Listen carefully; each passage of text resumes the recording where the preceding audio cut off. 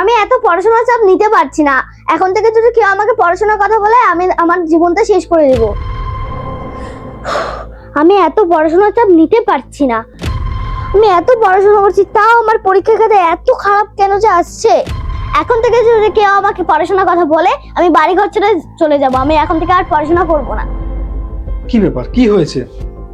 বাবা, আমি সিদ্ধান্ত নিয়েছি আমি এখন থেকে পড়াশোনা করব না। আর তুমিও আমাকে পড়াশোনার কথা বলবে না একদম। ঠিক বলেছিস, পড়াশোনা করে তো জীবনে কিছু হয় না। তোকে আমি কিছু একটা বুঝাচ্ছি, তুই বুঝবি মন দিয়ে। বাবা, তুমি আমাকে যতই বোঝাও আমি পড়াশোনা করব না তো করবই না। বাবা, তোর এখনকার একটা সিদ্ধান্ত তোর ভবিষ্যৎটা নষ্ট করে ফেলবে। বলছি না আমি কাউকে বুঝাতে না।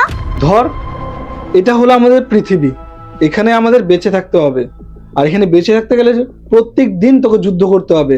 একদিন যুদ্ধ যদি তুই হেরে যাস তার মানে তুই মরে গেছিস, সোজা কথা। এবার আমার ব্যাখ্যাটা হলো যে, ধরে নে এই টুলটার উপর আমি তোর পৃথিবীটাকে রেখে দিলাম। এবার এখানে আমি কিছু জিনিস রাখলাম। এক পাশে রাখলাম একটা টাকা, এক পাশে রাখলাম পেন্সিল, আর এক পাশে রাখলাম কলম। এবার তুই আমাকে বলতো এই তিনটা মানুষের মধ্যে কোন মানুষটার জোর বেশি? টাকা। টাকা। টাকা দিয়ে তো সবকিছু করা যায়। হ্যাঁ, তুই কথাটা ঠিক বলেছিস। টাকা না থাকলে পৃথিবীতে কোনো দাম নেই, কোনো কিছু করতে পারবে না মানুষ। টাকাটাই সব থেকে বড়। কিন্তু টাকা অর্জন করতে গেলে না শিক্ষার দরকার পড়ে। শিক্ষা, কথায় আছে না, কলমের খোঁচার কিন্তু প্রচুর দাম হয়। তুই যদি কলম দিয়ে কিছু একটা লিখিস তোর দাম বেশি। তোকে আমি আমাকে নিয়ে উদাহরণ দিই।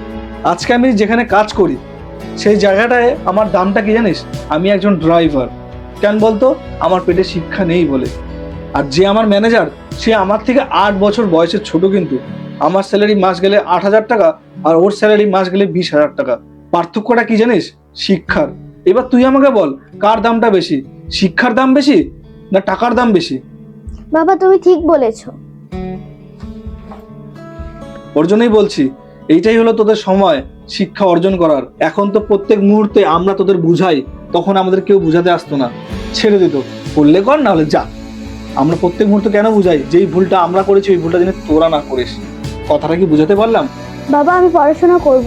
যত কষ্ট হোক আমি তত কষ্টই করব। আমি একজন শিক্ষিত হয়ে দেখাবো। আর বন্ধুরা, আমি আপনাদের বলতে চাই, আপনাদের বাচ্চাদের ঠিক মতন বুঝান। এটাই হলো গোল্ডেন চান্স। এই চান্সটা যদি মিস, তাহলে জীবনে কোনো দিন সে শিক্ষিত হতে পারবে না আর একটা ভালো মানুষ হতে পারবে না। শিক্ষাটা প্রথম দরকার। টাকা আজ আছে কাল নেই, কিন্তু শিক্ষা মৃত্যু অবধি থাকবে। কথাটা কি ভুল বললাম? ভিডিওটা যদি ভালো লাগে তাহলে অবশ্যই এটা লাইক করবেন, আর ভিডিওটা শেয়ার করতে একদমই ভুলবেন না আপনার প্রিয় মানুষকে, তার বাচ্চার ভবিষ্যতের জন্য কিন্তু।